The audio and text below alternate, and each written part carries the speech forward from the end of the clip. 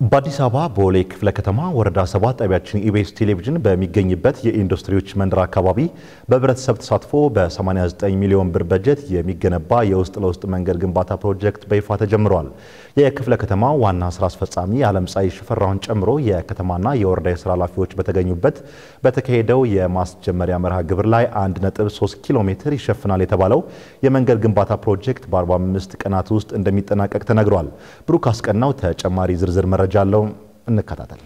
በአዲስ አበባ ቦሌ ክፍለ ከተማ ወረዳ 7 ጣቢያችን ኢቢኤስ ቴሌቪዥን በሚገኝበት የኢንዱስትሪዎች መንደር አካባቢ የውስጥ ለውስጥ መንገድ ግንባታ ማስጀመሪያ መርሃ ግብር የቦሌ ክፍለ ከተማ ዋና ስራ አስፈጻሚ ዓለምፀሐይ ሽፈራውን ጨምሮ ሌሎች የከተማና የወረዳው የስራ ኃላፊዎች በተገኙበት ተካሂዷል። በመርሃ ግብሩ ላይ የተገኙት የወረዳው ስራ አስፈጻሚ ተስፋዬ ቦንሳ በአካባቢው የመንገድ መሰረተ ልማት ባለመሟላቱ ህብረተሰቡ ሲቸገርና በተደጋጋሚ የመልካም አስተዳደር ጥያቄዎችን ሲያነሳ መቆየቱን ገልጸዋል። የህዝቡ ቅሬታ አለ፣ የመልካም አስተዳደር ችግሮች አሉ።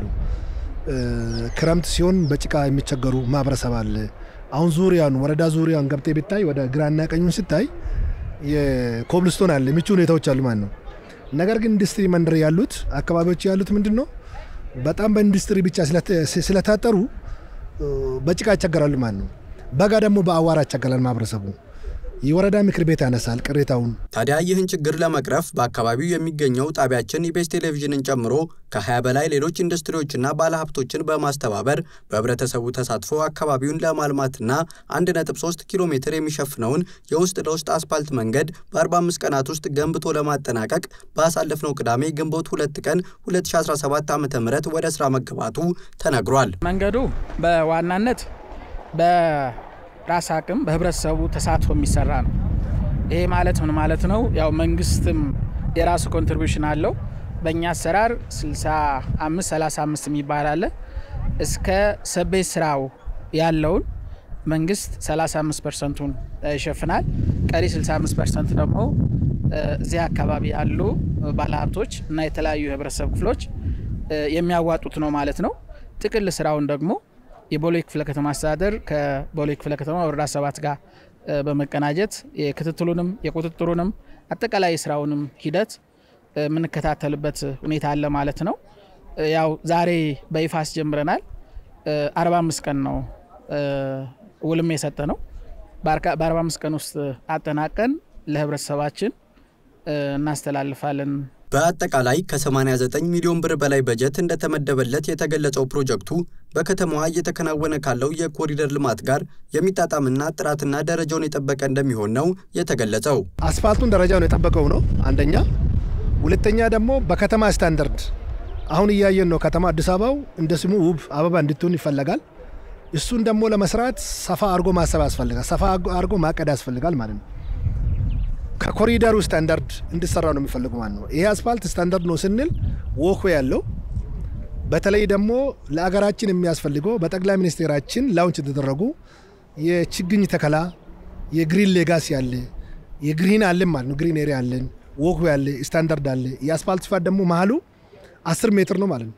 በጣም ሰፊ ያለ መሬት አለን። ለዚህ ደግሞ ምቹ ሁኔታ አለን። ድሬኔጁ ደግሞ ስታንዳርድ የጠበቀ ነው የሚሆነው ማለት ነው። ድሬኔጁ ስታንዳርድ የጠበቀ ነው። በዛ አካሄዱ ጥራቱን ጠብቆ እንዲገነባ በፍጥነት በ45 ቀን ውስጥ እንጨርሳለን ብለን እናስባለን።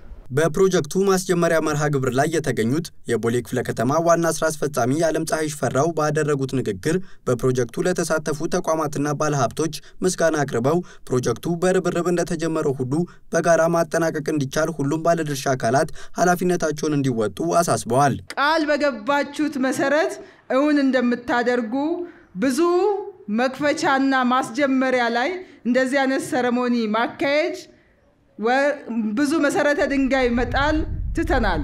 ነገር ግን እናንተንም ቃላችሁን የምታድሱበት በይበልጥ ጠንክራችሁ ለምርቃት እንድትዘጋጁ የሚያደርግ ፕሮግራም ነው ያዘጋጃችሁትና ጨርሳችሁ ለምርቃት እንደዚህ ለማስጀመሩ እንደተሰባሰብን እንደምንሰባሰብና ባጭር ጊዜ ጀምሮ መጨረስ ባህልን እናንተም እውን እንደምታደርጉ በዚህ አጋጣሚ ጥሬን እያስተራረፍ በጀመርነው ልክ ለመጀመሩ እንደተረባረብን መጨረሱንም በጋራ ተረባርበን እንጨርስ የሚለውን በድጋሜ አደራ ያልኩኝ እግዚአብሔር ጀምሮ አስጨርሶን ለምርቃት ያገናኘን እላለሁ። የወረዳው ስራ አስፈጻሚ ተስፋዬ ቦንሳ በበኩላቸው ወረዳው ፕሮጀክቱን በቅርበት እንደሚከታተል ጠቁመው ከሌሎች በከተማዋ ከሚከናወኑ የልማት እንቅስቃሴዎች ተሞክሮ በመውሰድና 24 ሰዓት በመስራት ግንባታው በተባለለት ጊዜ እንዲጠናቀቅ አስፈላጊውን ድጋፍና ክትትል እንደሚያደርጉ ተናግረዋል።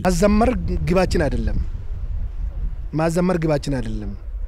ተጀምሮ ማለቅ እንዲጨርስ ህዝቡን ተጠቃሚነቱ እንዲረጋገጥ ስለዚህ ጠንካራ የሆነ 24 ሰዓት ክትትል ይፈልጋል ማለት ፕሮጀክት ደግሞ ወረዳው ይሄ ፕሮጀክት የወረዳው ነው የክፍለ ከተማው ነው የከተማው ነው ማለት ነው። ዛሬ ላውንች ተደርጓል። የክፍለ ከተማ አማራጭ ተገኝቶበታል። የክፍለ ከተማችን ዋና ስራ አስፈጻሚ ተገኝቶበታል። ስለዚህ ፕሮጀክቱ የጋራ ነው። ግን ደግሞ አምባሳደር ሻሚዞ ደግሞ ወረዳው በደንብ በቅርበት እዚህ ስላለ ተከታትለን የጎደሉትን ነገር እየሞላ ነቅብ ይሆን 24 ሰዓት ኮንትራክተሩ እንዲሰራ ኦሬዲ ስም ላይ ደርሰናል ማለት ነው።